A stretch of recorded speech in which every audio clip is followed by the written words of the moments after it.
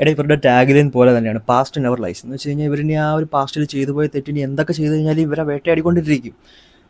പക്ഷേ ഇവരുടെ ഫാമിലിയിലേക്ക് എന്തെങ്കിലും ഒരു കുഴപ്പം വന്നു കഴിഞ്ഞാൽ അതിന് ആരായാലും അയാൾ കൊന്നുകളയും. അതാണ് പുള്ളിയുടെ മൈൻഡ് സെറ്റ്. അതിന് ആരൊക്കെ വന്നു കഴിഞ്ഞാലും അത് തരണം ചെയ്ത് പോകാനുള്ള ഓരോ വഴികൾ അയാൾ കണ്ടുപിടിക്കുകയും ചെയ്യും.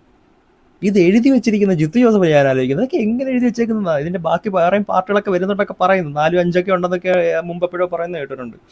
അപ്പോൾ അതൊക്കെ എങ്ങനെ എഴുതി വെക്കും എന്ന് വെച്ച് കഴിഞ്ഞാൽ ഓരോ പാർട്ട് തീരുമ്പോഴും നമ്മൾ വിചാരിക്കും ഓക്കെ ഇത് ഇവിടെ കൊണ്ട് തീർന്നു.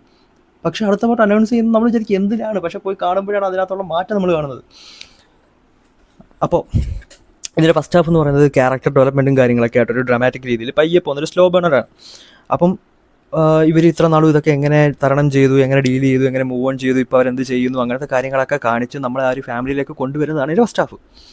അവിടുന്ന് പിന്നീട് ഇൻ്റർവെൽ ബ്ലോക്ക് എന്ന് പറയുന്നൊരു സംഭവം മോനെ ഇതിനകത്ത് നമ്മൾ വിചാരിക്കാത്തൊരു രീതിയിൽ കൊണ്ടുവന്ന് ഇൻ്റർവെല്ലാക്കിയിട്ട് പിന്നീട് സെക്കൻഡ് ഹാഫിലോട്ട് വരുമ്പോൾ നടക്കുന്ന കുറേ ഇവൻറ്റ്സും പിന്നീട് അതിനകത്ത് വരുന്ന കുറേ ട്വിസ്റ്റുകളും കാര്യങ്ങളും. ട്വിസ്റ്റുകളും സ്പോയിലേഴ്സൊക്കെ പറയാൻ നിന്ന് കഴിഞ്ഞാൽ പടം ഫുള്ളായിട്ട് നമ്മൾ പറയേണ്ടി വരും. കാരണം നമ്മളൊരു ഫസ്റ്റിലും സെക്കൻഡിലേക്ക് കണ്ട പോലുള്ള ആ ഒരു മെയിൻ കോറായിട്ടുള്ള ട്വിസ്റ്റും കാര്യങ്ങളൊന്നും അങ്ങനത്തെ സംഭവം പടത്തിലില്ല. അപ്പോൾ അതൊന്നും വിചാരിച്ച് നമ്മൾ പോയിട്ട് കാര്യമില്ല. പക്ഷേ ഇതിനകത്ത് വരുന്ന കുറേ കാര്യങ്ങൾ നമ്മളെ ഞെട്ടിക്കും.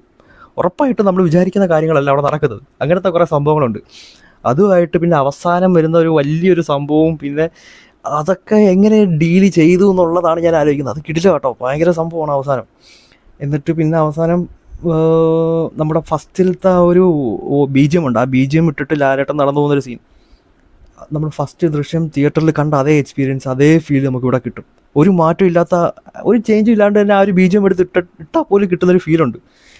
എടേ പടം പീക്കാണ്. നമ്മുടെ ദൃശ്യം യൂണിവേഴ്സിലെ തന്നെ ബെസ്റ്റ്, അതായത് മൂന്ന് രീതിയിൽ അടിപൊളിയാണ്.